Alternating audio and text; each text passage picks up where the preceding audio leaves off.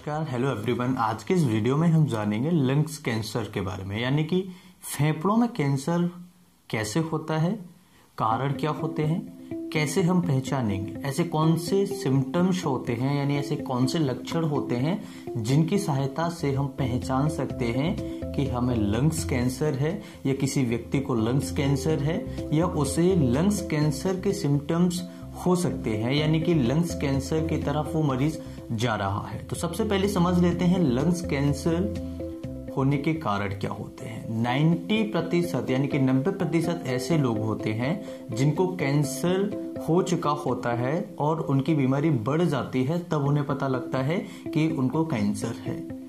इसके कारण होता है, सबसे पहला होता है स्मोकिंग, दूसरा होता है टबैको, तीसरा होता है एयर पॉल्यूशन। हमारे आसपास इतने ज्यादा एयर पॉल्यूशंस है जिनके अंदर यानी कितने प्रकार के केमिकल्स हैं, कितने प्रकार के ऐसे हानिकारक तत्व हैं जो हमारे शरीर में हवा के द्वारा अंदर जाते हैं और हमारे फेफड़ों को खराब करते हैं। तो एयर पॉल्यूशंस ये एक परसिस्टेंट कॉज है, यानी कि ये कंटिन्यूअसली बने रहने वाला कॉज है जिसकी वजह से भी कैंसर हो सकता है और कैंसर के चांसेस बढ़ जाते हैं। तो सबसे पहला स्मोकिंग, यानी कि जो बीड़ी सिगरेट का सेवन करते हैं उनमें चांसेस होता है। दूसरा जो टबैको च्युइंग करते हैं उनमें ज्यादा चांसेस होता है। तीसरा एयर पॉल्यूशन, जो कि सबसे ज्यादा खतरा हमें एयर पॉल्यूशन से है, क्योंकि हर कोई टबैको या स्मोकिंग नहीं करता है, लेकिन एयर पॉल्यूशन में कहीं ना कहीं हम सभी घूम रहे हैं। तो एयर पॉल्यूशन सबसे बड़ा खतरा है आने वाले समय में और अभी भी। अब बात करते हैं कि इसके सिम्टम्स क्या होते हैं, इसके लक्षण क्या होते हैं, हम किस तरह से पहचान सकते हैं कि किसी व्यक्ति को लंग्स कैंसर है, या फिर इसके लिए टेस्ट कौन से हम करा सकते हैं। तो सबसे पहला लक्षण होता है शरीर में बहुत ज्यादा कमजोरी होना, एकदम से वजन गिरते चले जाना। दूसरा लक्षण होता है सांस लेने में तकलीफ होना।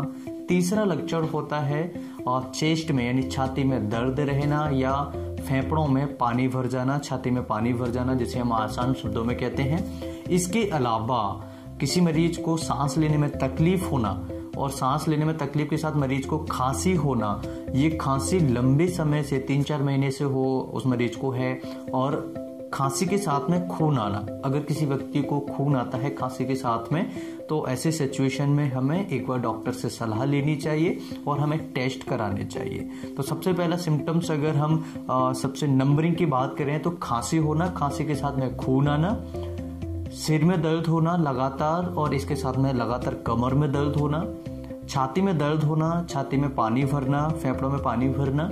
इसके अलावा मरीज का वजन कम होता जा रहा है और उस मरीज को सांस लेने में तकलीफ है। इसके साथ में हमें कुछ चीजों का ध्यान रखना होगा। ये जो सिम्टम्स होते हैं अन्य बीमारियों में भी हो सकते हैं, लेकिन ये सिम्टम्स जब हमें 5-6 महीने तक कंटिन्यूसली बने रहते हैं, 3-4 महीने से ज्यादा हो चुके हैं, तो ऐसी सिचुएशन में हमें कंफर्मेशन के लिए टेस्ट कराना चाहिए और एक बार डॉक्टर से सलाह लेनी चाहिए, कहीं हम किसी बड़ी बीमारी की तरफ यानी कि कैंसर की तरफ तो नहीं जा रहे हैं।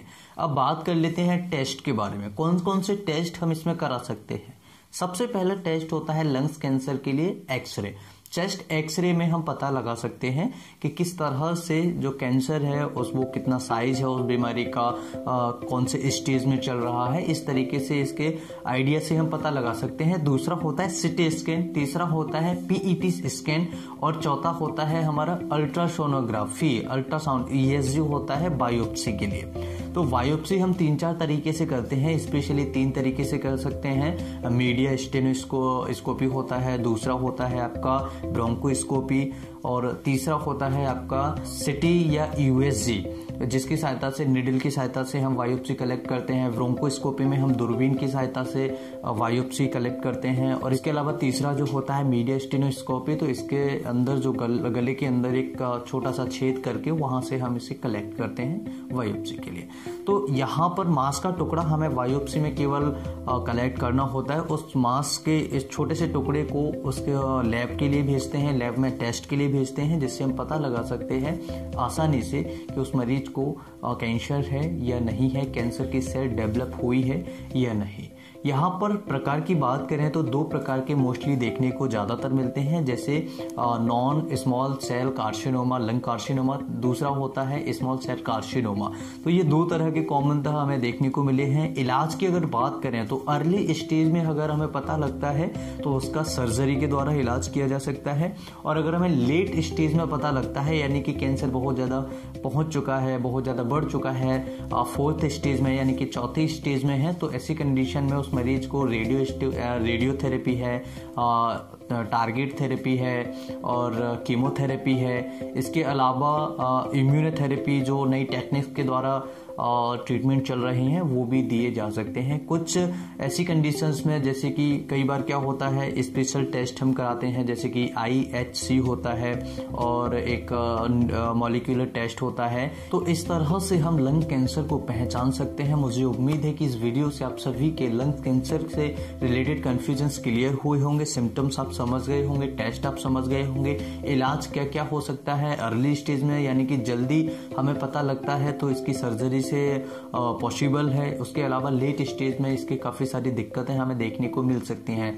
कॉजेज हमने समझे हैं और लंग्स कैंसर के प्रकार हमने इस वीडियो में समझ लिए हैं। मुझे लगता है ये वीडियो आप सभी के लिए बहुत ही ज़्यादा महत्वपूर्ण होगा। वीडियो अच्छा लगे तो लाइक, शेयर, सब्सक्राइब करें। अगर आप हमें सपोर्ट करना चाहते हैं तो हमारे न्यू चैनल की लिंक आपको वीडियो की डिस्क्रिप्शन में दी हुई है, वहां पर आप जाकर हमें सब्सक्राइब करें और नई नई वीडियोस का लाभ उठाएं। नमस्कार, थैंक यू फॉर वॉचिंग।